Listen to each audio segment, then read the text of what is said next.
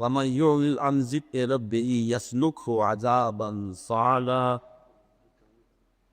وأن المساجد لله فلا تدعوا مع الله أحدا وأنه لما طامع طاه يفوت عليه عبادا.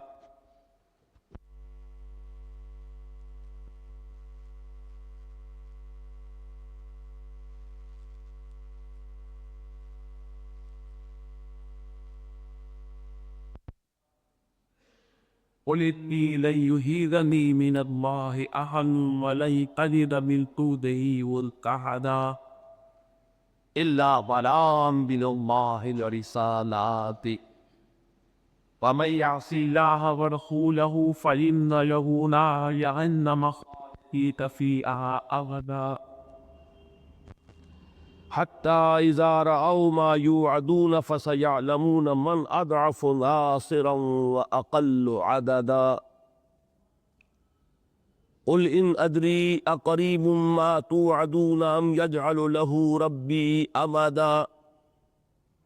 عالم الغيب فلا يظهر على غيبه أحدا إلا من ارتضى بالرسول فإنه يسلك من بين يديه ومن خلفه رصدا ليعلم أن قد أبلغوا رسالات ربهم وأحاط بما لديهم وأحصى كل شيء عددا. صدق الله العظيم. رب اشرح لي صدري ويسر لي امری واحلل عقدۃ من لسانی یفقہوا قولی. اللہم ربنا الہمنا رشدنا واعذنا من شرور انفسنا. اللہم ارنا الحق حقا وارزقنا اتباعہ وارنا الباطل باطلا وارزقنا اجتنابہ. آمین یا رب العالمین. پچھلے درس کے بعد مجھے خیال آیا کہ سورہ جن کا نصف سے زائد حصہ ہم پڑھ چکے ہیں، لیکن ایک بڑی بنیادی اور اہم بحث رہ گئی،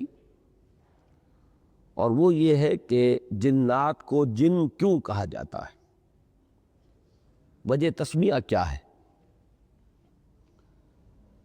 جیم نون کا مادہ عربی زبان میں آتا ہے کسی چیز کے چھپ جانے کے لیے، مخفی ہونے کے لیے، پوشیدہ ہونے کے لیے. جنت جس کی جمع جنات ہے، باغات، اس کے لیے بھی یہ لفظ اسی لیے آیا ہے، اسی مادے سے، کہ زمین ایک باغ کے نیچے چھپ جاتی ہے. اس پر جو درخت ہیں، پودے ہیں، جو روئیدگی ہے، وہ زمین کو ڈھانپ لیتی ہے، زمین نظر نہیں آتی. یہ آپ کو نظر آئے گا ہوائی جہاز سے سفر کرتے ہوئے کہ کہیں زمین بالکل چٹیل، زمین ننگی نظر آ رہی ہے، عریاں زمین، اور کہیں اس زمین کے اوپر گویا کہ سبزے کا ایک لباس ہے جس نے اسے ڈھانپ لیا ہے. یہی ڈھانپنے کا مفہوم اس لفظ کا آیا ہے سورہ انعام میں حضرت ابراہیم علیہ السلام کے ذکر میں. فلما جن علیہ اللیل رأى کوکبا، جب رات نے اس پر تاریکی کا پردہ تان دیا تو اس نے دیکھا ایک ستارے کو. تو گویا کہ رات کی تاریکی جس میں ہر چیز چھپ جاتی ہے، اس کے لیے بھی لفظ آیا جن علیہ اللیل. اسی طرح لفظ جنین کے معنی ہے وہ بچہ جو ابھی رحم مادر میں ہے، نظر نہیں آ رہا. یہ تو معلوم ہے کہ وہ بچہ ہے، لیکن یہ کہ وہ نظر نہیں آتا، وہ جنین ہے. اس کی جمع اجنہ ہے. وَأَنْتُمْ أَجِنَّةٌ فِي بُطُونِ أُمَّهَاتِكُمْ. یہ قرآن مجید میں سورۃ النجم میں آیا ہے. تو جنات بھی چونکہ ہماری نگاہوں سے مخفی ہیں، نظر نہیں آتے، اس لیے ان کے لیے یہ لفظ ان کے بطور علم ان کے لیے استعمال کیا گیا. وہ مخلوق کے جو چھپی ہوئی ہے، نظر نہیں آتی. اگرچہ یہی بس ملائکہ کا بھی ہے، وہ بھی ہمیں نظر نہیں آتے، لیکن یہ کہ ان کا معاملہ اس اعتبار سے وہ ملأک اور علو کا، اس سے وہ لفظ اخذ کیا گیا ہے جس کے معنی ہے پیغام رسانی. ان کے لیے بطور علم وہ لفظ لایا گیا کہ ملائکہ ہی در حقیقت اللہ تعالیٰ کے احکامات کو پہنچانے کا ذریعہ بنتے ہیں جملہ مخلوقات تک، اور اس میں سے سب سے نمایاں شے وہ وحی ہے کہ جو انبیاء اور رسل کے پاس ان ملائکہ کے ذریعے سے آتی نہیں۔ آج کے درس سے متعلق ایک بات وہ ہے جس کے بارے میں خاصی بحث میں نے پچھلی مرتبہ کی تھی۔ قرآن مجید میں رکوعوں کی جو تقسیم ہے اس کے بارے میں نے عرض کیا تھا کہ اکثر و بیشتر میرا مشاہدہ یہ ہے کہ وہ بڑی بامانی تقسیم اور بڑی محنت سے ہوئی۔ یہی وجہ ہے کہ کہیں یہ رکوع جو ہے وہ سورتوں کی فصیلوں کو نہیں توڑتے، سورتوں کی فصیلیں اپنی جگہ ان کے اندر اندر تقسیم ہے، اور وہ تقسیم بھی اس پہلو سے کی گئی ہے کہ اگر اس جگہ پر رکوع کر دیا جائے، اتنا حصہ ایک رکعت میں پڑھا جائے تو بات وہاں کٹے گی نہیں، ٹوٹے گی نہیں، سلسلہ مضمون مکمل ہوگا۔ اس سورہ مبارکہ میں ہم نے جو 15 آیات پچھلے درس میں پڑھی تھی، اکثر حضرات کی رائے یہ ہے کہ جنات کا جو کلام یہاں نقل کیا گیا ہے، پہلی آیت سے قُلْ أُوحِيَ إِلَيَّ سے، اے نبی کہہ دیجئے مجھ پر یہ وحی کی گئی ہے، أَنَّهُ اسْتَمَعَ نَفَرٌ مِّنَ الْجِنِّ فَقَالُوا إِنَّا سَمِعْنَا قُرْآنًا عَجَبًا۔ اب یہاں سے جو مسلسل کلام تھا وہ گویا کہ اصل میں تو باتیں تھیں کہ جو جنات نے کی تھی جا کر اپنی قوم کے دوسرے جنوں سے، قرآن مجید میں ان کو نقل کیا جا رہا ہے۔ تو اکثر حضرات کی رائے یہ ہے کہ ان کا کلام آیت نمبر 15 پر ختم ہو گیا، لیکن میں نے اشارہ کیا تھا کہ میرے ذہن میں ایک بات ہے جو میں اگلے درس میں اس کو بیان کروں گا، اور اس میں مجھے ابھی مزید تحقیق بھی کرنی تھی۔ اس پہلے رکوع کی جو تقسیم ہمارے مصحف کے اندر ہے اس کے اعتبار سے 4 آیات ابھی بقایا ہیں۔ رکوع جو ہے وہ 19ویں آیت پر جا کر مکمل ہوتا ہے، لیکن یہ کہ تقسیم مطالب کے اعتبار سے اگر یہ بات سمجھی جائے کہ ملائکہ کا کلام یہاں ختم ہو گیا، اب اللہ تعالیٰ کی طرف سے بات ہو رہی ہے، تو گویا کہ مانوی تقسیم آیت نمبر 15 پر بنتی ہے۔ چونکہ اردو کے اکثر و بیشتر تراجم اور اردو کی اس وقت جتنی بھی تفاسیر ہیں ان میں یہی موقف اختیار کیا گیا ہے، لیکن میرا ذہن اسے قبول نہیں کر رہا تھا۔ جہاں تک پہلی 2 آیات کا تعلق ہے اس کے بارے میں تو اجماع ہے کہ یہ اللہ تعالیٰ کی طرف سے ایک بات آئی ہے 2 آیتوں میں، وَأَن لَوِ اسْتَقَامُوا عَلَى الطَّرِيقَةِ لَأَسْقَيْنَاهُم مَّاءً غَدَقًا لِنَفْتِنَهُمْ فِيهِ وَمَن يُعْرِضْ عَن ذِكْرِ رَبِّهِ يَسْلُكْهُ عَذَابًا صَعَدًا۔ ان کے بارے میں کوئی اختلاف نہیں کہ یہ جنات کے کلام کا حصہ نہیں ہے، بلکہ یہ اللہ تعالیٰ کی طرف سے ایک تبصرہ ہے، تضمین ہے، کسی اور کے کلام میں جو ابھی جاری ہو اور اللہ تعالیٰ اسے بیان کر رہے ہوں، نقل فرما رہے ہوں گویا کہ، اور درمیان میں کوئی بات اپنی طرف سے کہہ دیں تو یہ تضمین ہے۔ اس کی مثالیں قرآن مجید میں بہت موجود ہیں، ایک مثال کی طرف میں آج اشارہ بعد میں کروں گا۔ لیکن اس کے بعد کی 2 آیات جو ہیں وَأَنَّ الْمَسَاجِدَ لِلَّهِ فَلَا تَدْعُوا مَعَ اللَّهِ أَحَدًا وَأَنَّهُ لَمَّا قَامَ عَبْدُ اللَّهِ يَدْعُوهُ كَادُوا يَكُونُونَ عَلَيْهِ لِبَدًا۔ ان دونوں آیات کا جو انداز ہے، جو اسلوب ہے، بالکل جو سابقہ 15 آیتیں ہیں جن میں کہ جنات کا کلام نقل کیا گیا، بعین ہی کوئی اسلوب ہے، وہی انداز ہے، وہی انا، انہو، انا، ہر آیت اسی لفظ سے شروع ہوئی ہے، اور یہاں بھی 2 آیتیں جو ہیں وہ اسی لفظ سے، ان المساجد للہ وانہ لما قام عبد اللہ۔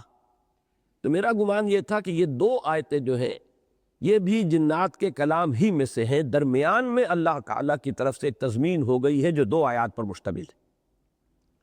میں نے اس ہفتے کے دوران جو تحقیق کی تو سب سے پہلے تو امام راضی کے ہاں مجھے بعض سلف میں سے بعض حضرات کی یہ رائے مل گئی کہ یہ رائے بھی ہے جو پیش کی گئی ہے کہ یہ 2 آیات آخری جو ہے پہلے رکوع کی، یہ بھی کلام جنات ہی میں سے ہے، درمیان میں اللہ کی طرف سے 2 آیتوں پر مشتمل تضمین آئی۔ جدید جو تفاسیر ہے ان میں سے بھی جو ایک بڑی مشہور اب دور جدید کی تفسیر عربی زبان میں فی ظلال القرآن، تو اس کی بھی سید قطب کی جو تفسیر ہے، اخوان المسلمون کے بہت مشہور رہنما، انہوں نے بڑے جزم کے ساتھ یہ بات کہی ہے۔ زیادہ اور قدیم تفاسیر کو دیکھنے کا مجھے موقع نہیں ملا، اتنا تو موقع نہیں ہوتا، لیکن میرے لیے یہ دو گواہیاں کفایت کرتی ہیں کہ یہ رائے سلف میں بھی موجود ہے اور جدید تفاسیر میں سے بھی، جن کی اپنی مادری زبان عربی ہے، جو زبان کے جو مزاج ہے اور اس کا جو ایک انداز ہوتا ہے، اس کے اسلوب کو پہچاننے والے ہیں، اگر ان کی طرف سے بھی یہ رائے موجود ہے تو اب میں پورے اطمینان کے ساتھ یہ رائے آپ کے سامنے رکھ رہا ہوں کہ پہلے رکوع کا، اور یہ معلوم ہوتا ہے جنہوں نے رکوعوں کی تقسیم کی ہے ان کے سامنے بھی یہی بات تھی، ورنہ یہ ہے کہ اگر انہوں نے یہ سمجھا ہوتا کہ 15ویں آیت پر جو جنات کا کلام ہے ختم ہو گیا ہے، اب آگے جو ہے اللہ کی طرف سے بات آ رہی ہے براہ راست، تو یہاں پر رکوع کر دیتے اور وہ بڑی عمدہ تقسیم ہوتی کہ 28 آیات میں سے 15 آیات ایک طرف، 13 ایک طرف، جبکہ یہ رکوع کی جو تقسیم ہے کہ 19 آیات ایک طرف، 9 ایک طرف، یہ ظاہر بات ہے کہ بڑی ان ایکول سی تقسیم ہے، لیکن معلوم یہ ہوتا ہے کہ جن حضرات نے یہ رکوع کی تقسیم کی ہے ان کے سامنے بھی یہی رائے تھی، جس کی بنا پر کہ انہوں نے رکوع کو ختم کیا ہے 19ویں آیت پر۔ اب آئیے کہ ہم ان کا آیات کا لفظ بلفظ مطالعہ کرتے ہیں۔ فرمایا وَأَن لَّوِ اسْتَقَامُوا عَلَى الطَّرِيقَةِ لَأَسْقَيْنَاهُم مَّاءً غَدَقًا، اور اگر وہ مستقیم رہتے، جمے رہتے، قائم رہتے طریقت پر، یہ لفظ میں نے جان بوجھ کر طریقت کا لفظ استعمال کیا ہے اس وقت، تو ہم انہیں پلاتے اور سیراب کرتے، کثرت کے ساتھ پانی سے انہیں سیر کر دیتے، یعنی خوب بارش برساتے، جیسے کہ سابقہ صورت میں آیا تھا یرسل السماء علیکم مدرارا ویمددکم باموال وبنین ویجعل لکم جنات ویجعل لکم انہارا۔ تو در حقیقت پانی ہی چونکہ اس زمین پر مبدأ حیات جو ہے وہ پانی ہے، زندگی کی بنیاد پانی ہے، ہمارا مادہ تخلیق مٹی ہے، لیکن یہ مٹی جب پانی میں گندھی ہے تو اس کے اندر سے پھر حیات کا سلسلہ جو ہے وہ پیدا ہوا ہے، اس لیے مبدأ حیات وجعلنا من الماء کل شیء حی، ہم نے ہر شے جو زندہ بنائی ہے تو اس کے اندر زندگی کا جو مادہ ہے وہ پانی سے ہے۔ جعلنا، خلقنا نہیں، جعلنا اور لفظ ہے، خلقنا اور لفظ ہے، مادہ تخلیق اور ہے، لیکن جعل حیات جو ہے وہ در حقیقت پانی کی بنیاد پر ہے۔ تو یہاں مراد یہ ہے کہ اگر یہ طریقت پر مستقیم رہتے، جمے رہتے، کھڑے رہتے، قائم رہتے، تو ہم ان پر اپنی رحمتوں کے ڈونگرے برساتے، ہم انہیں خوب پانی پلاتے، خوب سیراب کرتے، خوب فصلیں ہوتی، خوب باغات ہوتے، انہیں ہر طرح کی غذاؤں سے نوازتے۔ پہلی بات تو یہ کہ سلسلہ کلام سے جوڑیے کہ اصل میں جو آخری حصہ تھا جنات کے کلام کا وہ یہ کہ انہوں نے یہ کہا کہ ہم میں دونوں قسم کے لوگ ہیں، وَأَنَّا مِنَّا الْمُسْلِمُونَ وَمِنَّا الْقَاسِطُونَ، اس سے پہلے بھی آیا تھا وَأَنَّا مِنَّا الصَّالِحُونَ وَمِنَّا دُونَ ذَلِكَ كُنَّا طَرَائِقَ قِدَدًا، وہ جنہوں نے کہا اپنی قوم سے کہ ہم میں اچھے لوگ بھی تھے اور ذرا دوسری قسم کے لوگ بھی، کمتر قسم کے لوگ بھی تھے، ہم طرح طرح سے حصوں میں بٹے ہوئے تھے، مختلف راستوں پر چل رہے تھے۔ معلوم یہ ہوتا ہے کہ یہ دوسری مرتبہ جب دہرا کر انہوں نے کہا کہ وَأَنَّا مِنَّا الْمُسْلِمُونَ وَمِنَّا الْقَاسِطُونَ، تو یہاں گویا کہ اشارہ ہو رہا ہے اس وحی کے سننے کے بعد جو لوگ ایمان لے آئے، ہم میں سے وہ بھی ہیں جنہوں نے اسلام قبول کر لیا، جنہوں نے گویا کہ سر تسلیم خم کر دیا، جنہوں نے تصدیق کی، وَمِنَّ الْقَاسِطُونَ، ہم میں سے وہ بھی ہے کہ جو کج روی اختیار کر رہے ہیں، ٹیڑھا راستہ، ظلم کا راستہ اختیار کر رہے۔ فَمَنْ أَسْلَمَ فَأُولَٰئِكَ تَحَرَّوْا رَشَدًا، تو جس نے بھی سر تسلیم خم کیا، اطاعت قبول کر لی، تو اس نے تو جو رشد اور ہدایت اور کامیابی ہے اس کو حاصل کر لیا۔ وَأَمَّا الْقَاسِطُونَ فَكَانُوا لِجَهَنَّمَ حَطَبًا، اور جو ظالم ہے، کج رو ہے،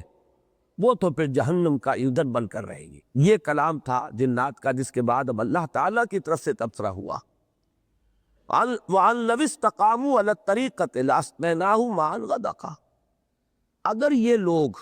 اور ان لوگوں سے مراد جنات بھی ہیں، انسان بھی ہیں، اگر اس راہ مستقیم پر قائم رہتے، اب طریقت کے لفظ کو یہاں پہچانیے، کیونکہ ہمارے ہاں یہ لفظ مستعمل ہے شریعت، طریقت، تو در حقیقت شرع اور شارع کہتے ہیں راستے کو، اور طریق بھی کہتے ہیں راستے کو۔ تو در حقیقت یہ دونوں الفاظ جو ہیں وہ تقریباً ہم مفہوم ہیں، ایک دوسرے کے بہت قریب ہیں۔ یہ تو ہمارا یوسیج ہے، استعمال ہے، کہ ہم نے شریعت کو جو دین کا ظاہری اور قانونی پہلو ہے اس کے ساتھ مختص کر دیا ہے، اور طریقت کو دین کا جو باطنی پہلو ہے، اندرونی احساسات، اس کے ساتھ منسلک کر دیا ہے۔ ورنہ یہ کہ عربی زبان کے اعتبار سے ان دونوں میں کوئی فرق نہیں۔ اور ہمارے جو صحیح مسلک کے صوفیاء ہیں، محققین، ان کا کہنا یہی ہے کہ شریعت اور طریقت میں قطعاً کوئی فرق، کوئی طریقت جو شریعت سے آزاد ہو وہ طریقت نہیں، اور وہ شریعت بھی جو طریقت کے ساتھ نہ ہو، اگر باطنی کیفیات نہیں ہے تو وہ ایک ڈھانچہ ہے بے روح۔ نماز ہو رہی ہے، رہ گئی رسم ادا، روح بلالی نہ رہی، رسومات کی شکل ہو جاتی ہے۔ اس لیے کہ رسم کہتے ہی ہے ظاہری چیز کو، کسی شے کی علامت۔ رسم الخط، یہ رسم الخط ہے قرآن مجید کا، جس میں کہ قرآن مجید درج ہے، رسم ظاہر ہے۔ اسی لیے آیا ہے اس حدیث میں جس میں حضور نے خبر دی ہے کہ ایک زمانہ آئے گا کہ لا یبقى من الاسلام الا اسمہ ولا يبقى من القرآن الا رسمہ۔ ایک زمانہ آئے گا کہ اسلام میں سے اس کے نام کے سوا کچھ نہیں بچے گا، اور قرآن میں سے اس کے رسم کے سوا کچھ نہیں بچے گا۔ یہ رسم جو ہے یہ رسم الخط ہے، حروف رہ جائیں گے، الفاظ رہ جائیں گے، حفاظ کو یاد ہوں گے، لکھے ہوئے ہوں گے، بڑے اعلیٰ کاغذوں کے اوپر لکھے ہوئے ہوں گے، آرٹ پیپر پہ چھپے ہوئے ہوں گے، لیکن ان کے معنی، ان کی حقیقت، ان کا مصداق خارج میں عملی ان کی کوئی تصویر، کوئی عملی تفسیر یہ نہیں رہے گی۔ تو فرمایا کہ اگر وہ طریقت، اب یہاں پر الطریقہ کہا گیا ہے، الَّذِی اسْتَقَامُوا الطریقہ، کہ الف لام لگا ہے اس پر، اس خاص راستے پر اگر یہ قائم رہتے۔ وہ خاص راستہ کون سا ہے؟ میرے نزدیک اس سے مراد ہے وہ عہد الست جو لیا گیا تھا، جس میں کہ توحید کا اقرار ہم کر کے یہاں آئے، الست بربکم قالوا بلی، اور یقیناً اسی نوع کا کوئی اقرار جنات سے بھی لیا گیا ہے۔ تو اس کو تعبیر کیا گیا، اس راہ پر اگر گامزن رہتے، توحید پر قائم رہتے، اگر اس میں ادھر ادھر کی پگڈنڈیاں نہ نکال لیتے، اس میں اوہام کو شامل نہ کر دیتے، اس میں مشرکانہ عقائد کو ملوث نہ کر دیتے، لَاسْقَيْنَاهُمْ مَاءً غَدَقًا، تو ہماری رحمتوں کی بارش جو ہے ان پر چھاجو برستی، لِنَفْتِنَهُمْ فِيهِ۔ لیکن یہاں ایک بہت اہم نقطہ آیا ہے جس پر بعض حضرات نے بڑی طویل بحثیں کی ہیں۔ اس دنیا میں اللہ تعالیٰ کی جو رحمت بھی ہوتی ہے وہ بھی در حقیقت ایک آزمائش کی شکل ہے، اس لیے کہ یہ دنیا اور یہ حیات دنیاوی یہ دار الجزا نہیں ہے، یہ دار امتحان ہے۔ یہاں تو ہر لمحے ہم ایک امتحان سے دوچار ہیں۔ بڑی پیاری نظم ہے علامہ اقبال کی جو بانگ درا میں شامل ہے، زندگی، جس میں ایک شعر وہ بھی ہے کہ تو اسے پیمانہ امروز فردا سے نہ ناپ، جاویداں پہم دواں ہر دم جواں ہے زندگی۔ اور آخری شعر ہے کہ قلزم ہستی سے تو عمراہ مانند حباب، اس زیاں خانے میں تیرا امتحان ہے زندگی۔ اور یہ در حقیقت ترجمانی ہے سورہ ملک کی اس آیت کی کہ ہم نے خلق الموت والحیات لیبلوکم ایکم احسن عملا۔ یہ موت و حیات کا سلسلہ، حیات مسلسل چلی جا رہی تھی، موت کا وقفہ ڈال دیا گیا، اس کے حصے کر دیے گئے تاکہ ایک چھوٹا سا حصہ علیحدہ کر لیا جائے، small chunk of our life, وہ علیحدہ کر لیا گیا تاکہ اس کو ایک امتحانی وقفہ بنا دیا جائے۔ قلزم ہستی سے تو براہ مانند حباب، اس زیاں خانے میں تیرا امتحان ہے زندگی۔ آگے چل کر اب زیادہ دور نہیں ہے، سورہ دہر میں بھی یہ مضمون آئے گا، سورہ ملک میں تو آ ہی چکا ہے بڑی وضاحت کے ساتھ، خلق الموت والحیات لیبلوکم ایکم احسن عملا۔ اور ہر لحظہ یہاں امتحان ہے، کبھی اللہ تعالیٰ کچھ دے کر آزماتا ہے، کبھی کچھ چھین کر آزماتا ہے۔ دے کر آزماتا ہے کہ بندہ شکر کرتا ہے یا نہیں، کبھی چھین کر آزماتا ہے کہ بندہ صبر کرتا ہے یا نہیں۔ ہر حال میں وہ میرے دامن سے وابستہ رہتا ہے یا نہیں، ہر حال میں راضی برضائے رب رہتا ہے یا نہیں۔ کہیں ایسا تو نہیں ہوتا کہ اگر نعمتوں کی بارش ہو تو ہم سے غافل ہو جائے، ہماری طرف سے منہ موڑ لے؟ کہیں ایسا تو نہیں کہ اگر کوئی تکالیف آ جائے، ہجوم کر جائے، تو پھر شکوہ اور شکایت کا لفظ زبان پر آ جائے؟ ہر حال میں ہونا یہ چاہیے کہ راضی برضائے رب رہے بندہ، چاہے یہ حال ہو چاہے وہ حال ہو۔ اس میں جو کلائمیکس ہے وہ سورۃ الفجر کی آیت ہے کہ انسان اگر اس دنیا کے اندر بدلتے ہوئے حالات کو چاہے، توحید مکمل ہے اس کی کہ وہ اللہ ہی کی طرف اس کو منسوب کر رہا ہے۔ فَأَمَّا الْإِنسَانُ إِذَا مَا ابْتَلَاهُ رَبُّهُ فَأَكْرَمَهُ وَنَعَّمَهُ فَيَقُولُ رَبِّي أَكْرَمَنِ۔ انسان کا عجیب حال ہے کہ جب اس کا رب اس کو خوب نعمتیں دیتا ہے، آزماتا ہے اس صورت میں کہ نعمتیں دیتا ہے، خوب اس کو اکرمہ عزت دیتا ہے، فَيَقُولُ رَبِّي أَكْرَمَنِ، تو وہ کہتا ہے مجھے رب نے عزت دے دی، باعزت بنا دیا، میرا اعزاز فرمایا۔ اب دیکھیے شرک یہاں نہیں ہے، وہ سب سے بڑی گمراہی جو ہے اس سے تو انسان بچا ہوا ہے، میرے رب نے مجھے عزت دی، شرک نہیں ہے، توحید موجود ہے، توحید میں کہیں کوئی اس میں کوئی خلا نہیں، کوئی نقص نہیں۔ وَأَمَّا إِذَا مَا ابْتَلَاهُ فَقَدَرَ عَلَيْهِ رِزْقَهُ فَيَقُولُ رَبِّي أَهَانَنِ، اور جب دوسری شکل میں اللہ تعالیٰ امتحان لیتا ہے کہ اس پر اس کے رزق کو تنگ کر دیتا ہے، ناپ تول کر دینے لگتا ہے، تھوڑا تھوڑا ایشو کرتا ہے، اس لیے کہ قدرہ کے معنی جو ہے وہ یہی ہے، اندازے سے دینا شروع کر دینا، ایک ہے بغیر حساب آ رہا ہے، اور ایک یہ کہ اب ناپ تول کر کے آ رہا ہے۔ فَيَقُولُ رَبِّي أَهَانَنِ، تو وہ کہتا ہے میرے رب نے تو مجھے ذلیل کر دیا۔ اب ان دونوں جملوں میں توحید اور شرک کے اعتبار سے کوئی کمی نہیں ہے کہ کوئی گمراہی کی آپ نشاندہی نہیں کر سکتے۔ اللہ نے عزت دی اور اللہ نے ہی ذلیل کر دیا، لیکن فرمایا کلا، ہرگز نہیں۔ یا نفی کس اعتبار سے ہو رہی ہے کہ ابھی ہدایت کا ایک درجہ اور ہے، تم یہاں مال و دولت اگر مل گیا ہے تو سمجھ رہے ہو کہ یہ عزت ہے، اعزاز ہے، حالانکہ یہ بھی امتحان ہے، اور اگر کہیں تنگی آ گئی تم سمجھ رہے ہو یہ توہین اور تذلیل ہے، حالانکہ یہ بھی توہین اور تذلیل نہیں ہے، یہ بھی امتحان ہے۔ یہ دونوں کیفیات اس اعتبار سے برابر ہیں کہ یہ بھی امتحانی کیفیت، وہ بھی امتحانی کیفیت۔ ایک درجہ اس سے بھی اوپر ہے ہدایت کا، لَتَرْكَبُنَّ طَبَقًا عَنْ طَبَقٍ، ہدایت بھی درجہ بدرجہ آتی ہے۔ سب سے بڑی گمراہی تو یہ ہوتی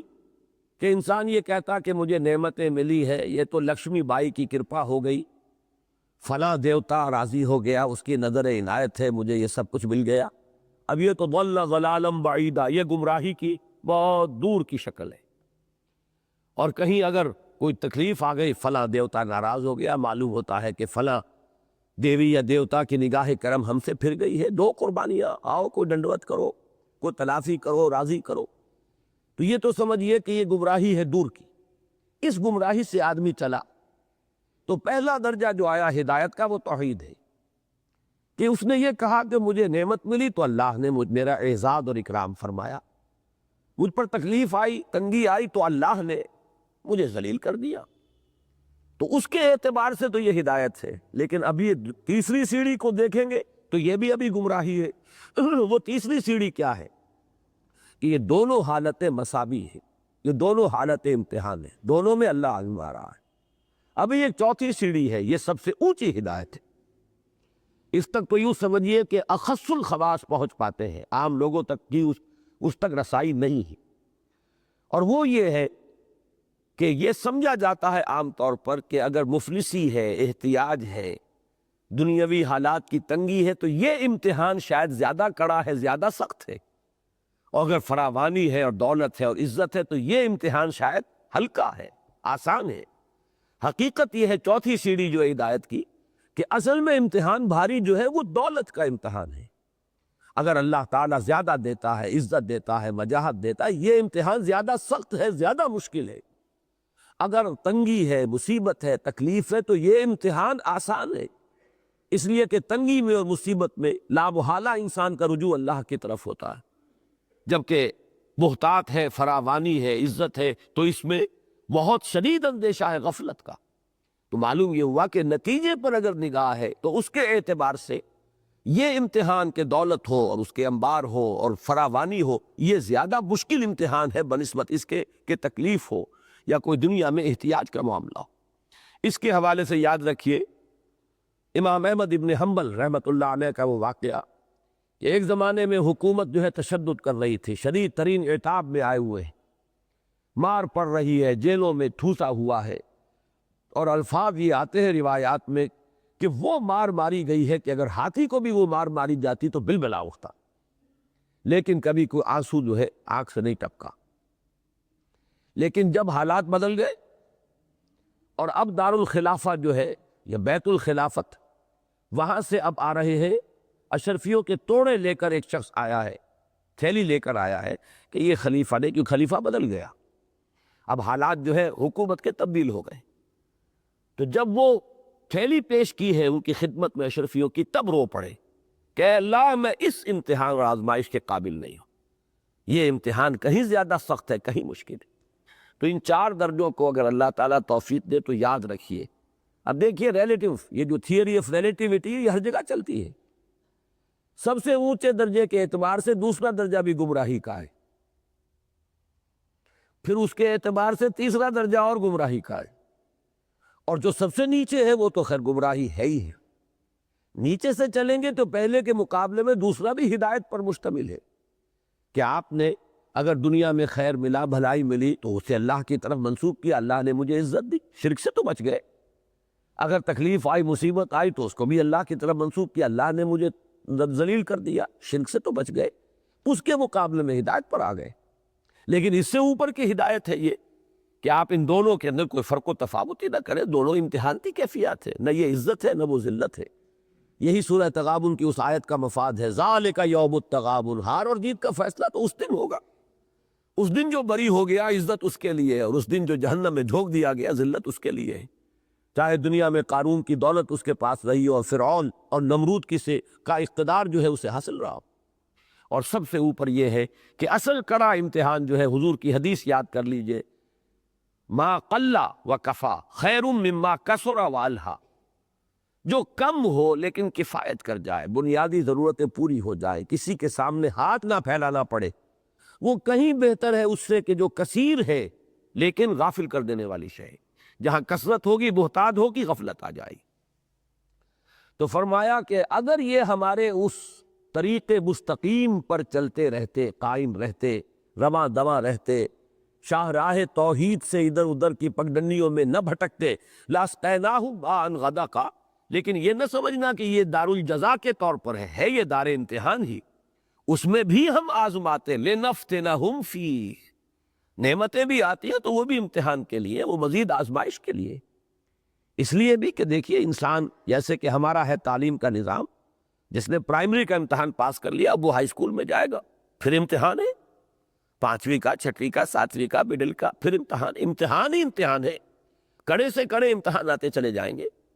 اس پر مجھے یاد آیا کہ ایک اچھی تحریر ایک وقت میں میرے قلم سے نکلی تھی حج کے موضوع پر، اور حضرت ابراہیم علیہ السلام کا جو ایک خاکہ ہے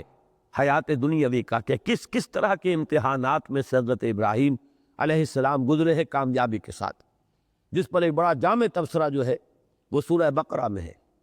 وَإِذِ ابْتَلَىٰ إِبْرَاهِيمَ رَبُّهُ بِكَلِمَاتٍ فَأَتَمَّهُنَّ، اور یاد کرو جب کہ ابراہیم کو آزمایا اس کے رب نے بڑی بڑی باتوں میں، تو وہ ان سب میں پورا اترا، اس نے سب کو پورا کر دیا۔ تو تدریجاً جو امتحان آئے کہ پہلا امتحان دنیا میں آتا ہے انسان کی عقل اور شعور کا۔ عقل و شعور کا امتحان یہ ہے کہ اپنے خالق و مالک حقیقی کو پہچانتا ہے یا نہیں، اسی کو نہیں پہچانا تو گیا، ضل ضلالا بعیدا۔ یہ تو پہلا امتحان ہے عقل اور شعور کا، جس میں سے حضرت ابراہیم کامیابی سے گزرے کہ گھٹا ٹوپ اندھیرے سے کفر اور شرک کے،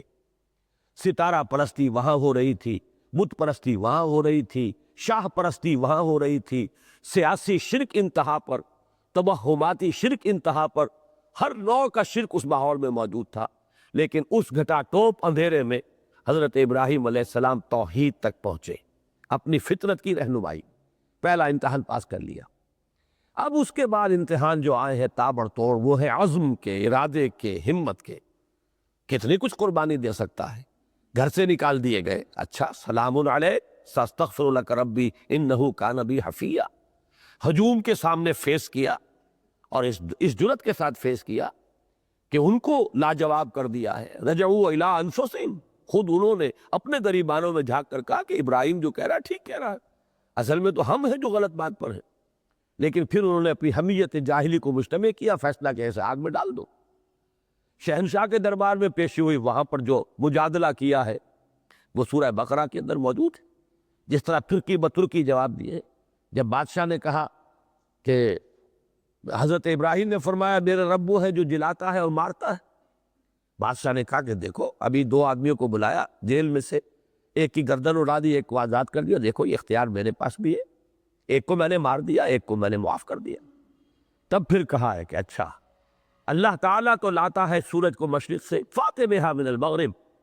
فَبُهِتَ الَّذِي كَفَرَ۔ پھر آخری امتحان آیا ہے، کم سے کم دارالکفر کا آخری امتحان کہیے کہ آگ میں جھونک دیے گئے، لیکن یہ ہے کہ اللہ تعالیٰ نے استقامت عطا فرمائی، بے خطر کود پڑا آتش نمرود میں عشق، عقل ہے محو تماشائے لبے بام ابھی۔ پھر اس کے بعد ہجرت ہے، ملک کو خیر بات کہنا ہے، قدم قدم پر امتحان، اور آخری امتحان یوں سمجھیے کہ جو سب سے کڑا امتحان ہے کہ بیٹا اب جوان ہوا ہے اور اکلوتا بیٹا ہے، 13 برس کی عمر کو پہنچا ہے، اس وقت اس بیٹے کو اللہ تعالیٰ کے حکم سے ذبح کرنے کے لیے تیار ہو گئے۔ تو معلوم ہوا قدم قدم پر امتحان ہے، ایک کو پاس کریں گے تو اگلا آئے گا۔ لِنَفْتِنَهُمْ فِيهِ وَمَنْ يُعْرِضْ عَنْ ذِكْرِ رَبِّهِ يَسْلُكْهُ عَذَابًا صَعَدًا، اور جو کوئی اعراض کرے گا اپنے رب کے ذکر سے۔ اب یہاں ذکر سے مراد کیا ہے؟ اس کا مصداق اتم تو یہی قرآن ہے جس سے بات شروع ہوئی ہے۔ اس مقام کو بھی اس اعتبار سے نوٹ کر دیجئے کہ ذکر کا مصداق اول، مصداق اتم قرآن ہے۔ بات کہاں سے شروع ہوئی تھی؟ قُلْ أُوحِيَ إِلَيَّ أَنَّهُ اسْتَمَعَ نَفَرٌ مِّنَ الْجِنِّ فَقَالُوا إِنَّا سَمِعْنَا قُرْآنًا عَجَبًا يَهْدِي إِلَى الرُّشْدِ فَآمَنَّا بِهِ۔ تو جو کوئی بھی اعراض کرے گا ہمارے ذکر سے، اور اعراض کا لفظ خاص طور پر ثابت کر رہا ہے کہ یہاں ذکر سے مراد قرآن ہے۔ ایک ہوتا ہے کہ کوئی شخص ذکر نہیں کر رہا، یہ بالکل دوسری بات ہے۔ اعراض عن الذکر، کسی شے کو قبول نہیں کر رہا، کسی شے کو اختیار نہیں کر رہا، اور وہ شے کون سی ہے سوائے قرآن کے؟ تو فرمایا وَمَنْ يُعْرِضْ عَنْ ذِكْرِ رَبِّهِ يَسْلُكْهُ عَذَابًا صَعَدًا، اللہ تعالیٰ اس کو چلائے گا، وہ رب اس کو چلائے گا یا داخل کرے گا ایک ایسے عذاب میں جس میں اضافہ ہوتا چلا جائے گا۔ صعود کہتے ہیں چڑھنے کو، سَأُرْهِقُهُ صَعُودًا، یہ سورہ مدثر میں آیت آ جائے گی۔ تو صعدہ وہ عذاب، چڑھتا عذاب جس کی شدت میں اضافہ ہوتا چلا جائے گا۔ اس لیے کہ یہ تو انسان کی طبیعت کا خاصہ ہے کہ بری حالت جو ہوتی ہے اس سے بھی وہ رفتہ رفتہ پھر ایڈجسٹ کر لیتا ہے، پھر اس کے اندر وہ سختی اسے محسوس نہیں ہوتی۔ لہذا اس سختی کے احساس کو برقرار رکھنے کے لیے عذاب کی شدت میں مسلسل اضافہ ہو، عذاباً صعدا۔ یہ یسلک ہو کا لفظ جو یہاں پر آیا ہے تو نوٹ کر لیں، سلکا کے معنی چلنا بھی ہے اور چلانا بھی ہے۔ گویا کہ باب افعال میں اسلاک، اسلکا یسلکو اور سلکا یسلکو، ان میں کوئی فرق نہیں ہے، یہ دونوں ایک ہی معنی جو ہے اس کے اندر دونوں معنی اس لفظ میں موجود ہیں۔ اسی طرح سلکا کے معنی داخل ہونا بھی ہے اور داخل کرنا بھی ہے۔ اس کی مثالیں قرآن مجید میں موجود ہیں۔ یہاں پہ یسلک ہو کا ترجمہ یہ بھی کیا جا سکتا ہے چلائے گا، جیسے کہ سورہ زمر میں فرمایا گیا الم تر ان اللہ انزل من السماء ماء فسلکہ ینابیع فی الارض، کیا تم نے دیکھا نہیں، غور نہیں کیا کہ اللہ تعالیٰ آسمان سے پانی برساتا ہے، پھر چلا دیتا ہے انہیں زمین کے اندر چشموں کی صورت میں، رواں کر دیتا ہے چشموں کی صورت میں۔ تو یہاں سلکہ کے معنی چلا دینا، رواں کر دینا، اور داخل کر دینے کا مفہوم اس کے لیے بھی قرآن مجید میں سورہ مومنون کی آیت نمبر 27 میں جو حضرت نوح علیہ السلام کے حالات بیان ہوئے انہی میں آیا ہے فَاسْلُكْ فِيهَا مِن كُلِّ زَوْجَيْنِ اثْنَيْنِ وَأَهْلَكَ، اس کشتی کے اندر اے نوح اب داخل کر دو تمام جو مخلوقات ہے، جوڑا جوڑا داخل کرو اور اپنے گھر والوں کو بھی داخل کر دو۔ تو یہاں پر اسلک کے معنی ہے داخل کرو۔ سورہ قصص میں بھی آیا حضرت موسیٰ علیہ السلام سے خطاب کرتے ہوئے اسلک یدک فی جیبک تخرج بیضاء من غیر سوء، ذرا داخل کرو اپنے ہاتھ کو اپنے گریبان میں تو وہ نکلے گا تو سفید ہوگا بغیر اس کے کہ وہ کوئی مرض کا اس پر کوئی شائبہ ہو یا اثر۔ تو دونوں معنی یہاں پر کر سکتے ہیں آپ۔ یسلک ہو عذاباً صعدا، وہ داخل کرے گا اسے ایک ایسے عذاب میں کہ جو چڑھتا عذاب ہوگا جس کی شدت کے اندر اضافہ ہوتا چلا جائے گا، یا چلائے گا اسے اس عذاب کے راستے پر کہ جو راستہ خود چڑھائی کی طرف جا رہا ہو۔ اس لیے کہ حضرت عبداللہ ابن عباس رضی اللہ تعالیٰ عنہ سے اس میں قول مروی ہے کہ یہ جو صعدہ ہے یہ ایک پہاڑ ہے جہنم کا، جس پر کہ جن لوگوں کو یہ عذاب خاص طور پر دیا جائے گا جس کا کہ سورہ مدثر میں بھی ذکر آئے گا، سأرہقہ صعودا، کہ جن لوگوں کو اس کا عذاب جو ہے اس کا فیصلہ ہوگا جن کے حق میں، وہ اس پر چڑھیں گے بڑی مشقت سے، مصیبتوں سے، تکلیفوں سے، اور پھر وہ اوپر جائیں گے، پھر ان کو گرا دیا جائے گا، اور پھر وہ چڑھتے رہیں گے۔ یہی ان کا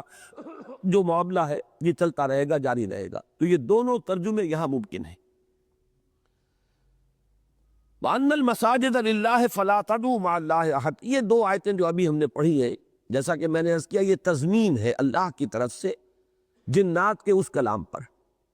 اس کی مثال ہمارے منتخب نصاب میں بڑی نمایاں مثال ہے، اسے نوٹ کر لے، ذہن میں تازہ کر لے۔ سورہ لقمان، اس کا دوسرا رکوع، جو ہمارے منتخب نصاب کے پہلے حصے میں درس نمبر 3 کی حیثیت سے شامل ہے۔ اس میں آپ نے دیکھا کہ حضرت لقمان کی نصائح کا ذکر شروع ہوا، اس کے فوراً بعد اللہ تعالیٰ نے اپنی طرف سے کچھ بات فرمائی، پھر حضرت لقمان کی نصیحت کا ذکر جو ہے پھر آگے جاری ہو گیا، پھر اس کو نقل فرما رہے اللہ تعالیٰ۔ وَإِذْ قَالَ لُقْمَانُ لِابْنِهِ وَهُوَ يَعِظُهُ يَا بُنَيَّ لَا تُشْرِكْ بِاللَّهِ إِنَّ الشِّرْكَ لَظُلْمٌ عَظِيمٌ۔ اب یہاں سے گویا کہ حضرت لقمان کی جو نصیحت تھی بیٹے کو وہ شروع ہو گئی ہے، اس کو نقل فرما رہے اللہ، لیکن اس کے فوراً بعد وَوَصَّيْنَا الْإِنسَانَ بِوَالِدَيْهِ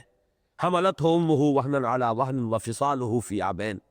دو آیتیں وہاں طویل آئی ہیں، لیکن اس کے بعد پھر حضرت لقمان کی پھر نصیحت شروع ہو گئی، یا بنیا انہا ان تک مثقال حبۃ من خردل فتکن فی صخرۃ او فی السماوات او فی الارض یأت بہ اللہ ان اللہ لطیف خبیر۔ تو قرآن مجید میں اس کی بہت مثالیں ہیں، لیکن یہ مثال ہمارے ان ساتھیوں کے لیے اس کو یاد رکھنا بھی آسان ہے کہ جو منتخب نصاب کا درس جو ہے وہ جنہوں نے سنا ہے اور جن کے ذہن میں مستحضر ہے۔ اس کے بعد کی دو آیات وہ ہیں جن کے بارے میں عرض کر چکا ہوں تمہید میں کہ میرے نزدیک یہ کلام ہے انہی جنات کا، جس طرح اللہ تعالیٰ نے پہلے جنات کی گفتگو کو نقل کیا ہے، وہی سلسلہ مزید دو آیات تک آگے چل رہا ہے۔ لیکن بہت سے حضرات کی رائے اس کے علاوہ بھی ہے، مختلف بھی ہے، لیکن ظاہر بات ہے کہ میں یہاں جرح نہیں کروں گا، بلکہ جو رائے جس پر میرا دل ٹھکا ہے وہی بیان کر رہا ہوں۔ وَأَنَّ الْمَسَاجِدَ لِلَّهِ فَلَا تَدْعُوا مَعَ اللَّهِ أَحَدًا، اور یہاں پہ اب یوں کہا جائے گا کہ اور ان جنات نے یہ بھی کہا اپنے ساتھیوں سے، یہ گویا کہ عطف ہوگا ان کے اس کلام پر، کہ مساجد اللہ ہی کی ہے، بس اس میں اس کے ساتھ کسی اور کو مت پکارو۔ یہ میرے نزدیک وہی جو نصیحت وہ کر رہے ہیں، خود ایمان لے آئے، آمنا بھی وَلَن نُشْرِكَ بِرَبِّنَا أَحَدًا، ہم تو اپنے رب کے ساتھ اب کسی کو شریک نہیں ٹھہرائیں گے۔ اب ظاہر بات ہے کہ اس کے بعد دعوت لوگوں کو پکارا جا رہا ہے، اس لیے کہ اس سے پہلے کہ ان کے کلام میں ابھی دعوت نہیں آئی، ابھی صرف یہ کہ انہوں نے بیان کیا ہے ایسا ہے، ہم نے آسمانوں کو ٹٹولا، ہم نے دیکھا بڑے پہرے لگے ہوئے، کوئی خاص بات ہے، اندازہ ہو گیا ہمیں کہ اب کتاب نازل ہوئی ہے اور اب نبوت کا ایک اور باب کھلا ہے، دروازہ کھل گیا ہے جو کافی عرصے سے بند تھا، 600 برس سے بند تھا، اور ہم نے بھی یہ سمجھا تھا جیسے اوروں نے سمجھا کہ شاید اب یہ دروازہ مستقلاً بند ہو چکا ہے، وہ تو وہی نازل ہوئی ہے اور کتاب عجیب جو ہے وہ ہم نے سنی ہے، ہم اس پر ایمان لے آئے، اور یہ کہ ہمارے بڑے بڑے لوگ جو ہیں انسانوں میں سے بھی اور جنات میں سے بھی بڑی اللہ تعالیٰ پر غلط باتیں جو ہے جڑتے رہے ہیں۔ ہم نہیں گمان کرتے تھے کہ انسان اور جن اللہ تعالیٰ پر بھی جھوٹ باتیں گھڑ کر منسوب کر دیں گے۔ یہ ساری باتیں جو ہے یہ گویا کہ وہ جو بھی صورتحال تھی اس کی تعبیر، اور دیکھو ہم میں پہلے بھی تھے، اچھے بھی تھے، برے بھی تھے، اور پھر یہ کہ اب اس کے بعد بھی کچھ لوگ ایمان لے آئے ہیں، کچھ اپنی اسی کجروی پر برقرار ہے، یہاں تک بات آئی تھی۔ لہذا گویا کہ ابھی ایک خلا تھا، وہ خلا کہ جو سورہ احقاف میں صراحت کے ساتھ آیا، اس طرح پورا کیا گیا ہے کہ انہوں نے کہا یا قومنا اجیبوا داعی اللہ، اے ہماری قوم فوراً لب کو قبول کرو اور لبیک کہو اللہ کی طرف بلانے والے کی پکار پر۔ تو یہ خلا ہے کہ جو ان دو آیات جو آ رہی ہیں ان کے ذریعے سے پر ہو رہا ہے۔ وہ اپنے ساتھیوں سے کہہ رہے ہیں، وہ اپنی قوم سے ان المساجد للہ، مسجدیں تو اللہ کی ہے، فلا تدعوا مع اللہ احدا، تو دیکھو ان مساجد میں اللہ کے سوا کسی اور کو، اللہ کے ساتھ کسی اور کو مت پکارو۔ اس میں ایک تو یہ نوٹ کرنے کا ہے کہ مع اللہ احدا ہے، گویا کہ شرک کا جو میں نے ہمیشہ بیان کیا ہے، بارہا یہ بات وضاحت کے ساتھ سامنے آئی ہے کہ شرک کے معنی ہی یہ ہے کہ ایک بڑے اللہ کو مان کر اس کے ساتھ چھوٹے چھوٹے آلہہ شامل کیے جائیں۔ شرک کے معنی یہ نہیں ہے کہ اللہ کا انکار ہو۔ جتنے بھی نظام دنیا میں مشرکانہ رہے ہیں ان میں یہ قدر مشترک ہے کہ ٹاپ پر جا کر وہ مانتے ہیں کہ ایک ہے۔ دیویاں دیوتا بے شمار ہیں لیکن مہادیو وہ تو ایک ہی ہے۔ مہادیو تو دو نہیں ہے، مہادیو، مہا کا لفظ بتا رہا ہے سب سے بڑا دیو، سب سے بڑا دیوتا مہادیو وہ تو ایک ہی ہے۔ اسی طرح آپ کو معلوم ہے یورپ میں چاہے وہ یونان کی مائتھولوجی ہو اور چاہے وہ رومیوں کی مائتھولوجی ہو، جو کوئی بھی مائتھولوجی ہے، علم الاسنام ہے، تو ان کے گاڈز اینڈ گاڈیسز چھوٹے جی سے لکھے جاتے ہیں۔ وہ گاڈ چھوٹے جی سے، گاڈز اینڈ گاڈیسز وہ بے شمار ہے، ان کی کوئی گنتی کر ہی نہیں سکتا۔ لیکن جب کیپٹل جی سے گاڈ لکھا جاتا ہے وہ ایک ہی ہے، وہ دو نہیں ہے۔ اور اس کے بارے میں ہمیشہ یہ رہا ہے کہ اس کی صفات کمال اومنی پوشنٹ، اومنیشینٹ، اومنی پریزنٹ، وہ ہر جگہ موجود، ہر شے کا علم رکھنے والا اور ہر شے پر قادر۔ یہی معاملہ عرب میں تھا۔ اللہ، اس لفظ پر بحث ہوئی ہے کئی مرتبہ۔ ایک رائے تو یہ ہے کہ یہ اللہ کا اسم علم ہے، مجھے اس سے اتفاق نہیں ہے۔ مجھے دوسری رائے سے اتفاق ہے کہ یہ الالہ بنا ہے، الہ، الالہ، الالہ اللہ بن گیا ہے۔ یہ دونوں لام مدغم ہو گئے اور بیچ کا حمزہ جو ہے وہ اس میں سے غائب ہو گیا ہے۔ تو یہ ہے اصل میں سب سے بڑا خدا۔ آلہہ الہ کی جمع ہے، یہ بالکل وہی بات ہے جو گاڈ کیپٹل جی والا اور گاڈز اینڈ گاڈیسز یہ چھوٹے جی سے، یا دیویاں اور دیوتا اور مہادیو، تو یہی تصور ان کا تھا۔ آلہہ بے شمار ہے، اللہ وہ ایک ہی ہے، اس میں کہیں کوئی شریک نہیں ہے۔ تو ہمیشہ مشرکانہ نظام میں جب آپ جائیں گے ٹاپ پر تو پھر توحید آ جائے گی۔ اور یہی در حقیقت ان کا جو دور جاہلیت میں جو تلبیہ تھا، یہ تلبیہ جو حاجی لبیک تلبیہ پڑھتے ہیں، یہ ترانہ حج ہے، لبیک اللہم لبیک، لبیک لا شریک لک لبیک، ان الحمد والنعمت لک والملک لا شریک لک۔ اس کے بعد وہ اضافہ کرتے تھے الا شریکن تملکہ وما ملک، اے اللہ تیرے ساتھ کوئی شریک نہیں ہے سوائے اس شریک کے کہ جس کے اوپر تجھے ہی قابو حاصل ہے، اور جو کچھ اس کے پاس اختیار ہے وہ بھی تیرا ہی ہے۔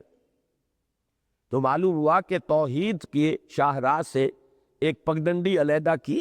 لیکن لامحالہ اسے پھر توحید کی طرف موڑنا پڑا، اس لیے کہ یہ آلہہ جو ہے یہ بھی اللہ تعالیٰ کی قدرت سے باہر تو نہیں۔ تو معلوم ہوا کہ یہ تو فطرت انسانی کی وہ شے ہے کہ جس سے کوئی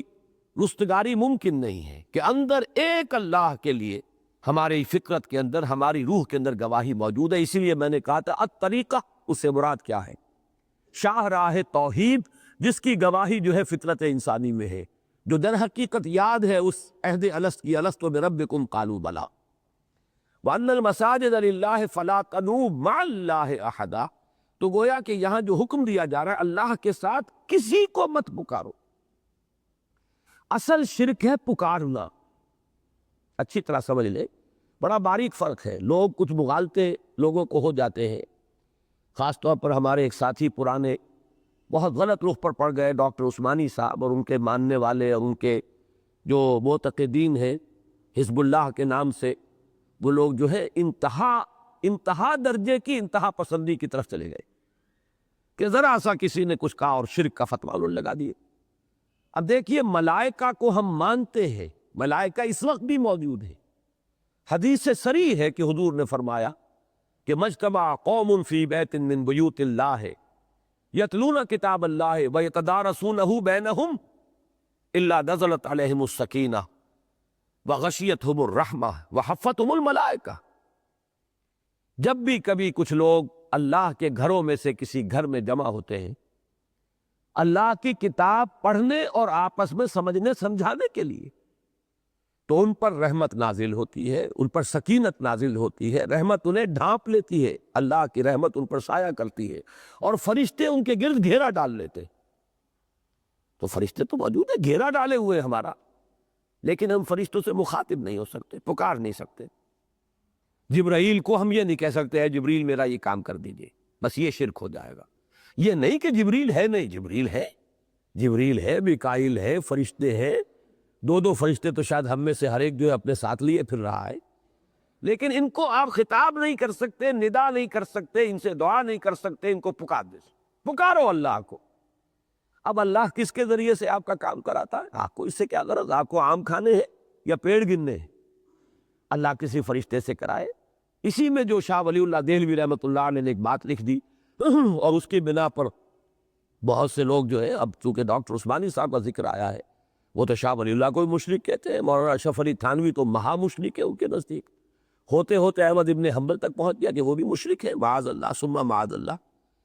لیکن یہ کہ مثلاً شاہ ولی اللہ دہلوی رحمۃ اللہ علیہ نے ایک بات فرمائی ہے، اگرچہ مجھے ان کی بات میں وزن نظر نہیں آیا،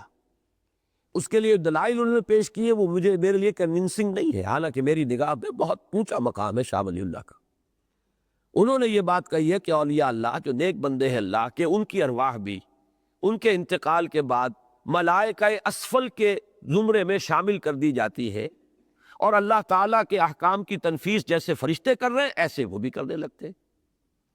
گویا کہ اللہ تعالیٰ کی وہ جو انویزیبل سول سروس ہے،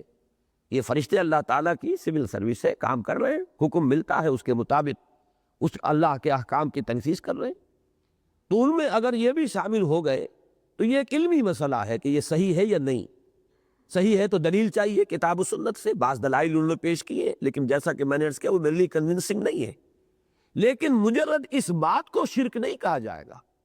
شرک تب ہوگا جب آپ ان ارواح کو پکاریں گے، جب ان سے دعا کریں گے، جب استدعا کریں گے۔ اگر کوئی روح یہاں موجود ہے اس وقت تو ہمیں کوئی اعتراض نہیں، اور یہ ایسی بات نہیں ہے کہ کوئی ناممکنات میں سے ہو۔ جیسے ملائکہ موجود ہے، اگر ارواح بھی یہاں موجود ہوں تو یہ انہونی بات نہیں ہے، ایک علیحدہ بات ہے کہ اس کو ماننے کے لیے جو دلیل چاہیے وہ دلیل قوی ہے یا نہیں۔ لیکن جو بات میں آپ سے عرض کر رہا ہوں کہ ان دونوں چیزوں کو علیحدہ علیحدہ کر دیجئے، کہ مجرد اس بات کا ماننا شرک نہیں ہے۔ یہ آپ کہہ سکتے ہیں کہ غلطی لگی، ٹھوکر ہوئی، یہ بات ایسی نہیں ہے، ان کے دلائل قوی نہیں ہے، کنونسنگ نہیں ہے، جو چاہے کہے، لیکن مجرد یہ بات شرک نہیں کہلائے گی جب تک کہ ان ارواح کو پکارا نہیں جائے۔ تو فلا تدعوا مع اللہ احد، مت پکارو اللہ کے ساتھ کسی اور۔ یہ پکارنا جو ہے اس کو بھی نوٹ کر لیجئے کہ جہاں تک جو مادی قانون ہے ہمارا، یہ فزیکل ورلڈ اور اس کے جو بھی قوانین ہیں، فزیکل لاز، ان کے تحت کسی سے مدد طلب کرنا وہ اس میں داخل نہیں ہوگا۔ میں ابھی کسی سے کہوں مجھے پانی پلا دیجیے، یہ بھی دعا ہے، استدعا ہے، استمداد ہے، مدد مانگی ہے آپ نے ان سے کہ مجھے ایک ضرورت پوری کر دیجیے، لیکن یہ شرک نہیں کہلائے گا، اس لیے کہ یہ عادی اسباب جو ہے، جو بھی اس وقت فزیکل لاز ہے ان کے تحت ہے، وہ ایک دوسرے کی مدد ہم کرتے ہیں۔ البتہ جہاں غیب کا مسئلہ آیا اور اس میں استمداد، استدعا، استغاثہ، یہ تمام الفاظ میں جان بوجھ کر استدعا، استغاثہ، استمداد، استعانت، یہ تمام الفاظ نوٹ کر لیجئے، جہاں کہیں بھی شامل ہوگا کسی فرشتے سے، کسی ولی اللہ سے، کسی نبی سے، کسی رسول کی روح سے، وہ شرک ہو جائے گا۔ لا تدعوا مع اللہ احدا، اور احدا جو ہے بڑا کیٹیگوریکل ہے، یہ کسی کو بھی اللہ کے ساتھ پکارنے میں شامل مت کرو۔ اب یہاں ایک تفسیری مسئلہ بھی ہے کہ مساجد سے مراد کیا ہے۔ ایک تو سیدھی سی سامنے کی بات ہے کہ تمام مساجد اللہ کی ہے، جو بھی مسجد ہے۔ ایک رائے یہ ہے کہ اس سے خاص طور پر مراد ہے خانہ کعبہ، مسجد حرام، اس کے لیے دلائل موجود ہیں، اس لیے کہ سورہ بقرہ میں بھی فرمایا گیا وَمَنْ أَظْلَمُ مِمَّنْ مَنَعَ مَسَاجِدَ اللَّهِ أَنْ يُذْكَرَ فِيهَا اسْمُهُ وَسَعَى فِي خَرَابِهَا أُولَٰئِكَ مَا كَانَ لَهُمْ أَن يَدْخُلُوهَا إِلَّا خَائِفِينَ۔ اور یہاں بھی ظاہر بات ہے، جن حضرات کو بھی وہ مقام مستحضر ہے، ان کے علم میں ہے کہ مراد وہاں پر مسجد حرام ہے، اس لیے کہ قریش اس کے اوپر مسلط ہو کر بیٹھ گئے تھے، مسلمانوں کو وہاں داخلے کی اجازت نہیں تھی۔ تو ان لوگوں سے بڑھ کر ظالم کون ہوگا جنہوں نے اللہ کی مسجدوں کو روک دیا ہے یا آڑ بن گئے ہیں اس سے کہ اس میں اللہ کا ذکر کیا جائے۔ تو یہ جو ہے در حقیقت اشارہ ہو رہا ہے قریش جس طریقے سے مسلمانوں کو روک رہے تھے مسجد حرام میں آنے سے۔ تو اگرچہ صیغہ جمع کا آیا ہے وَمَنْ أَظْلَمُ مِمَّنْ مَنَعَ مَسَاجِدَ اللَّهِ، لیکن مراد یہاں پر ایک ہی مسجد ہے، یعنی مسجد حرام۔ اسی کی ایک مثال سورہ توبہ میں بھی ہے، چنانچہ اس کی آیت نمبر 17 میں فرمایا گیا مَا كَانَ لِلْمُشْرِكِينَ أَن يَعْمُرُوا مَسَاجِدَ اللَّهِ شَاهِدِينَ عَلَىٰ أَنفُسِهِم بِالْكُفْرِ۔ وہ لوگ کہ جو اپنے اوپر کفر کی گواہی دے رہے ہو، دھڑلے کے ساتھ کفر کر رہے ہو، ان کا یہ حق نہیں ہے کہ وہ اللہ کی مسجدوں کو آباد کرے اور اس کے متولی بن کر بیٹھ جائے۔ گویا کہ قریش کا جو قبضہ تھا، تسلط تھا خانہ کعبہ پر، مسجد حرام پر، اس کے خلاف مسلمانوں کے جذبات کو ابھارا جا رہا ہے کہ وہ ظالم ہے، لہذا مسجد حرام کو ان کے تسلط سے آزاد کرانا، لبریشن آف کعبہ، یہ تمہارا فرض ہے۔ یہاں پر بھی مساجد اللہ کا لفظ آیا، لیکن اسی صورت میں انما المشرکون نجس فلا یقربوا المسجد الحرام بعد عامهم ھذا، بات واضح کر دی گئی کہ مراد مسجد حرام تھی۔ یہ مشرک نجس ہے، اب ان کو یہ حق حاصل ہی نہیں ہے کہ اس سال کے بعد وہ اس مسجد حرام میں داخل بھی ہو سکے۔ تو یہاں پہ ایک رائے یہ ہے کہ اس سے مراد خاص طور پر کعبہ، مسجد حرام ہے۔ ایک رائے حضرت حسن بصری کی ہے رحمۃ اللہ علیہ، وہ فرماتے ہیں کہ کل روئے زمین جو ہے وہ اللہ کی مسجد کے حکم میں ہے، لہذا یہاں در حقیقت مساجد سے کوئی خاص مسجد مراد نہیں، اور جو خاص طور پر مسجدیں بنائی جاتی ہیں اللہ کی عبادت کے لیے، وہ ان تک بھی اس کے مفہوم کو محدود نہیں رکھنا چاہیے۔ کل روئے ارضی، اس لیے کہ حدیث میں یہ الفاظ آئے ہیں، وَجُعِلَتْ لِيَ الْأَرْضُ مَسْجِدًا وَطُہُورًا، حضور نے فرمایا کہ مجھے چند باتوں میں خصوصی امتیاز حاصل ہے بقیہ تمام انبیاء سے۔ ان میں سے ایک یہ بھی ہے کہ میرے لیے تو پوری زمین کو مسجد اور پاکی حاصل کرنے کا ذریعہ بنا دیا گیا۔ تیمم جو ہے، زمین کی مٹی سے ہم تیمم کر کے، چاہے وہ بڑی ناپاکی ہو چاہے چھوٹی ناپاکی ہو، اگر پانی نہیں ہے تو یہ مٹی جو ہے فَتَيَمَّمُوا صَعِيدًا طَيِّبًا، پاک مٹی کی طرف رجوع کرو۔ تو حضور فرماتے ہیں کہ یہ معاملہ اللہ نے یہ سہولت صرف میرے ساتھ کی ہے، میری امت کے ساتھ، کہ پوری زمین کو میرے لیے مسجد بھی بنا دیا گیا اور پاکی حاصل کرنے کا ذریعہ بھی بنا دیا گیا۔ حضرت حسن بصری رحمۃ اللہ علیہ سے ایک اور قول بھی نقل ہے کہ مساجد یہاں مسجد کی جمع نہیں ہے، مسجد کی جمع ہے، جیم کے زبر کے ساتھ، اور یہ ہے مصدر یعنی سجدہ، کہ یہ سجدے صرف اللہ کے لیے رواں ہیں اور کسی کے لیے سجدہ جائز نہیں۔ اور ایک آخری رائے، وہ چونکہ اہم ہے وہ میں عرض کر دوں، حضرت سعید ابن جبیر رضی اللہ تعالی عنہ سے یہ مروی ہے ان کا قول کہ اس سے مراد مساجد سے سجدہ گاہیں، یعنی ہمارے وہ اعضاء ہیں جو سجدے میں زمین پر ٹکتے ہیں، اور آپ کو معلوم ہے کہ سجدے میں دونوں ہاتھ زمین پر ٹکتے ہیں، دونوں گھٹنے، دونوں پاؤں اور پیشانی، یہ 7 اعضاء ہیں جن پر کہ سجدہ ہوتا ہے، یہ ہے مسجد، یہ ہے در حقیقت سجدہ گاہیں۔ تو یہاں گویا کہ معنی یہ ہوگے کہ جسم اللہ نے عطا کیا ہے، یہ تمام اعضاء تمہارے اللہ کے دیے ہوئے ہیں، ان المساجد للہ۔ اب یہ سجدے کی حالت میں زمین پر نہیں لگنے چاہیے مگر صرف اللہ کے لیے، واللہ اعلم۔ وَأَنَّهُ لَمَّا قَامَ عَبْدُ اللَّهِ يَدْعُوهُ قَعَدُوا يَكُونُونَ عَلَيْهِ لِبَدًا۔ میرے نزدیک یہ بھی ابھی انہی جنات کا کلام ہے کہ انہوں نے اپنے ہم قوم جنوں سے یہ کہا کہ ہم عجیب منظر دیکھ کر آئے ہیں، انہو لما قام عبداللہ، کہ جب وہ اللہ کا بندہ کھڑا ہوتا ہے، جب کھڑا ہوا اللہ کا بندہ، یدعوہ، اسے پکارنے کے لیے، قادو یکونون علیہ لبدا، تو ایسا ہوا کہ شاید کہ وہ ہجوم کر کے اس پر پل پڑیں گے۔ لبدا اور لوبدا در حقیقت ایک ہی معنی ہے۔ یہ لوبدا کا لفظ سورہ بلد میں آیا، اہلکت مالا لوبدا، میں نے ڈھیروں مال خرچ کر دیا، اور لبدتن کی جمع ہے یہ، لبدا اور لوبدا۔ لبدا کہتے ہیں کسی شے کا تہ بر تہ ہونا، کسی شے کا آپس میں گتھم گتھا ہونا، جیسے خوشے ایک دوسرے کے اندر پیوست ہو گئے ہو کسی درخت کے یا کسی پودے کے، تو اسے بھی لبدا یا لوبدا کہا جائے گا۔ تو یہاں پر جس طریقے سے حضور صلی اللہ علیہ وسلم پر کفار ہجوم کرتے تھے، اس آیت کے حوالے سے میں پچھلی مرتبہ عرض کر چکا ہوں کہ زمانہ نزول اس سورت کا اور سورہ نوح کا یعنی سورہ معارج کا یہ بالکل ایک معلوم ہوتا ہے۔ اس میں بھی ہے فَمَالِ الَّذِينَ كَفَرُوا قِبَلَكَ مُهْطِعِينَ عَنِ الْيَمِينِ وَعَنِ الشِّمَالِ عِزِينَ، کیا ہو گیا ان کافروں کو کہ اے نبی آپ کی طرف یہ لپکے ہوئے آتے، گروہ در گروہ یہ آتے ہیں، جھپٹتے ہوئے آتے ہیں، گویا کہ آپ کی تکہ بوٹی کر دیں گے۔ اور واقعہ میں سنا چکا ہوں کہ ایک مرتبہ تو بالفعل ایسا ہوا ہے، اور صرف اس طرح حضور کی جو ہے اس وقت اللہ تعالیٰ نے شکل بنائی ہے بچانے کی کہ حضرت ابو بکر آ گئے درمیان میں، تو انہوں نے حضور کو چھوڑ دیا، حضرت ابو بکر کو اتنا مارا ہے کہ یہ سمجھ کر چھوڑا ہے کہ اب ان کی جان نکل چکی ہے۔ تو یہ حالات ہوتے تھے اور بارہا ہوتے تھے۔ ابو جہل نے جو کیا یہ آئے گا آخری پارے میں، آ جائے گا سورہ علق میں، کہ وہ روکتا تھا، دھمکاتا تھا حضور کو، اور اسی کے ذریعے سے یہ بھی ہوا ہے کہ ایک مرتبہ اس شخص نے چادر کو بل دے کر ایک رسی کی شکل دی اور گلے میں پھندا ڈالا، جبکہ حضور نماز کے لیے کھڑے ہوئے تھے مسجد حرام میں۔ ایک مرتبہ جب سجدے میں تھے آپ، تو آپ کے شانے کے اوپر، گردن کے اوپر اونٹ کی اوجھڑی لا کر رکھوا دی گئی۔ تو یہ جو نقشے ہیں، معلوم ہوتا ہے کہ اس وقت وہ پل پڑنے کو تیار رہتے تھے۔ وَأَنَّهُ لَمَّا قَامَ عَبْدُ اللَّهِ، یہ بات میں نے بارہا بیان کی ہے کہ حضور پر جب بھی کہیں قرآن مجید میں عنایت اور شفقت کا ذکر آتا ہے تو وہاں لفظ عبد آتا، اور یہاں بھی چونکہ ایک صورت ایسی تھی کہ وہ فرشتے گویا کہ بڑے ہمدردی کے انداز میں اور حضور صلی اللہ علیہ وسلم کے ساتھ ایک تعلق خاطر کے انداز میں بیان کر اللہ کا بندہ، تو یہ گویا کہ حضور کا وہ امتیازی شان ہے، طرہ امتیاز ہے کہ عبد کامل ہے محمد الرسول اللہ صلی اللہ علیہ وسلم، کہ ہم نے دیکھا یہ منظر، کس قدر یہ لوگ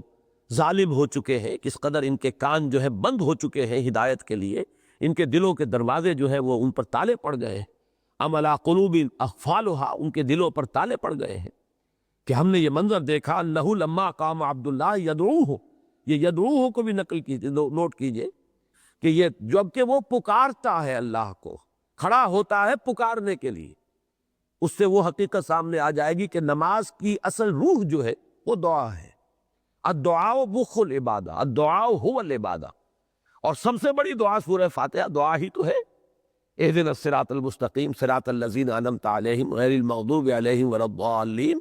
اس سے پہلے جو ہے ہر دعا سے پہلے، جیسا کہ حضور نے تلقین فرمایا کہ اللہ کی حمد و ثنا ہونی چاہیے، جس سے کچھ مانگ رہے ہو، سوال کر رہے ہو، پہلے اس کی حمد و ثنا ہو، تو اس کے اعتبار سے گویا کہ سورہ فاتحہ کا ابتدائی حصہ بھی اس دعا کی تمہید ہے کہ اہدنا الصراط المستقیم صراط الذین انعمت علیہم۔ باقی حضور سے تو آپ کو معلوم ہے کہ سجدے میں بھی دعائیں ثابت ہے، اگرچہ ہمارے ہاں وہ فقہی اعتبار سے مسلک ہے مختلف کہ وہ دعا جو ہے وہ صرف نوافل میں تو سجدوں وغیرہ میں سب لوگ قائل ہے کہ مانگی جا سکتی ہے، لیکن یہ کہ فرائض میں، تاکہ لوگوں کا جو ہے وہ زیادہ انتشار نہ ہو جائے، ایک جمعیت جو ہے ایک شکل پر برقرار رہے، تو فرائض کے اندر جو ہے بعض لوگ اس کو پسند نہیں کرتے، لیکن یہ کہ حضور تو سجدے میں بھی دعا مانگتے تھے، پھر دونوں سجدوں کے مابین بیٹھتے تھے تو دعا مانگتے تھے، تو نماز تو در حقیقت وہ گویا کہ سب سے عمدہ شکل ہے دعا کی، اور یہاں لفظ قامہ آیا ہے تو گویا کہ ہے تو نماز کا معاملہ۔ انہو لما قام عبد اللہ یدعوہ، اور یہ کہ جب اللہ کا وہ بندہ کھڑا ہوا اللہ کو پکارنے کے لیے، اللہ سے دعا کرنے کے لیے، مناجات کرنے کے لیے، اور نوٹ کیجئے کہ علامہ اقبال نے بھی اس کے لیے لفظ پریئر استعمال کیا، دی میننگ آف پریئر ان اسلام، غالباً چوتھا ان کا جو لیکچر ہے ان 6 لیکچرز میں سے، تو وہ پریئر، دعا، الدعاء مخ العبادہ، اور بڑی پیاری تعبیر ہے ان کی کہ وہ کہتے ہیں کہ اس پریئر میں، اس دعا میں، اس نماز میں انائے صغیر انائے کبیر کے روبرو آتی۔ یہ چھوٹی انا ہے ہماری انا، میں، ایک بڑی انا ہے، وہ لامتناہی انا ہے، جس کے لیے مجھے جب بھی یہ مضمون آتا ہے سورہ طٰہٰ کی آیت یاد آ جاتی ہے، اننی انا اللہ لا الہ الا انا فاعبدنی، جس قدر تکرار اس میں ہوئی ہے، اننی انا اللہ لا الہ الا انا، تو یہ انانیت کبریٰ ہے، یہ انا ہے، دی انفائنائٹ ایگو، انا لامحدود، اور ایک ہمارے اندر انا ہے میں، یہ بھی ہے انا ہے، یہ ہے محدود انا، دی فائنائٹ ایگو، تو فائنائٹ ایگو روبرو آتی ہے اور کلام، ہم کلام ہوتی ہے اس انفائنائٹ ایگو سے۔ یہی ہے در حقیقت ذکر کی وہ صورت۔ قرآن مجید تو مجسم ذکر ہے، لیکن ذکر کی شکل سب سے جامع وہ نماز ہے اور پریئر ہے اور دعا ہے، اس اعتبار سے کہ اس میں ہم کلام، دیکھیں ذکر یہ بھی ہے، سبحان اللہ سبحان اللہ سبحان اللہ، اس میں خطاب نہیں ہے، ہم کلامی نہیں ہے، آپ ایک خبریہ جملہ کہہ رہے ہیں اور تکرار کر رہے ہیں، یہ بھی مفید ہے، تکرار می کنے ماں ہر کے خواندہ ایم فرابوشی کردہ ایم اللہ حدیث دوست کے تکرار می کنے، تو یہ بھی ذکر ہے، اس میں کوئی شک نہیں۔ جب نماز میں ہم کہتے ہیں سبحان ربی الاعلیٰ سبحان ربی الاعلیٰ سبحان ربی الاعلیٰ سبحان ربی العظیم سبحان ربی العظیم، یہ بھی ذکر ہے، لیکن یہ ذکر جو ہے